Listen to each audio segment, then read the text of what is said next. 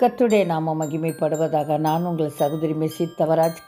இயேசு கிறிஸ்துவின் நாமத்தினாலே அன்னாள் ஜெப கூடுகை சார்பிலே யாவருக்கும் கிறிஸ்துமஸ் நல்வாழ்த்துதலை தெரிவித்துக் கொள்கிறேன்.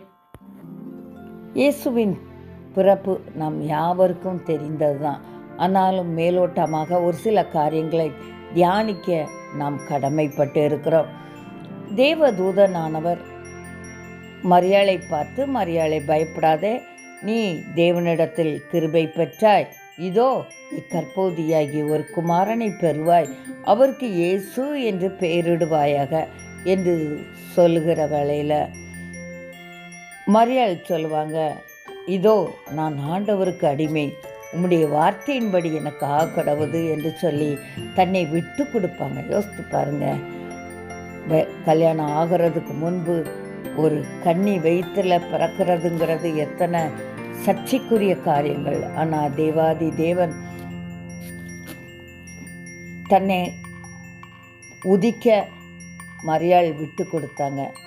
அது மட்டும் இல்லாமல் மேய்ப்பர்கள் ஆடு மேய்த்து கொண்டு இருக்க சில தேவதூதர்கள் அங்கு தோன்றி, பயப்படாதீர்கள், இதோ எல்லா ஜனத்துக்கும் மிகுந்த சந்தோஷத்தை உண்டாக்கும் நற்செய்தியை உங்களுக்கு அறிவிக்கிறேன், இன்று கர்த்தராகிய கிறிஸ்து என்னும் இரட்சகர் உங்களுக்கு தாவீதின் ஊரிலே பிறந்திருக்கிறார். ஆமாங்க, இப்படியாய் சொல்லுவார். அந்த இரட்சகர் எப்படிப்பட்ட இரட்சகர், எதெல்லாம் ரட்சிக்க பிறந்தார் பாருங்க. நம்முடைய பாவங்களிலிருந்து நம்மளுக்கு விடுதலை தருவதற்காக அதில் ஒரு ரட்சிப்பை தரும்படியாக கடந்து வந்தார். நம்முடைய மரணப்படுக்கை, நோய் படுக்கை, எல்லா பிரச்சனை, கடன் பிரச்சனை அடுக்கிக் கொண்டே போகலாம். நம்மளுக்கு ஒவ்வொரு பிரச்சனையிலிருந்து விடுவிக்கும்படியாக, நம்ம கண்ணீரின் பாதையை விட்டு நம்மளை ரட்சிக்கும்படியாக கர்த்தர் கடந்து ஒரு குழந்தையாக மரியாளுடைய வயிற்றில் உதித்தார்.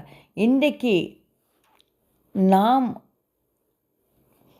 மரியாளை போல நம்மை விட்டு கொடுக்க சில நம்முடைய இருதயத்தில் நாம் இயேசு சாமியை பிறக்க செய்கிற சில கர்த்தர் எல்லா ரட்சிப்பையும் நம்முடைய வாழ்க்கையில் தரும்படியாக அவர் கடந்து வந்திருக்கிறார். அவரால் கூடாத காரியம் ஒன்றுமில்லை.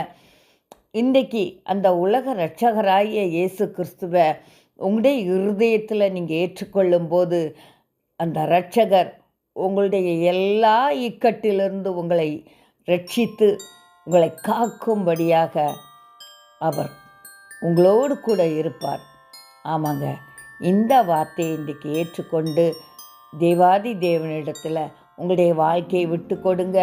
உங்கள் வீட்டுக்கு ரட்சிப்பு, உங்களுக்கு ரட்சிப்பு, எல்லா இக்கட்டிலிருந்து கர்த்தர் உங்களுக்கு ரட்சிப்பை வழங்கி உங்களுக்கு ஆசீர்வாதத்தை தந்து மகிழச் செய்வார்.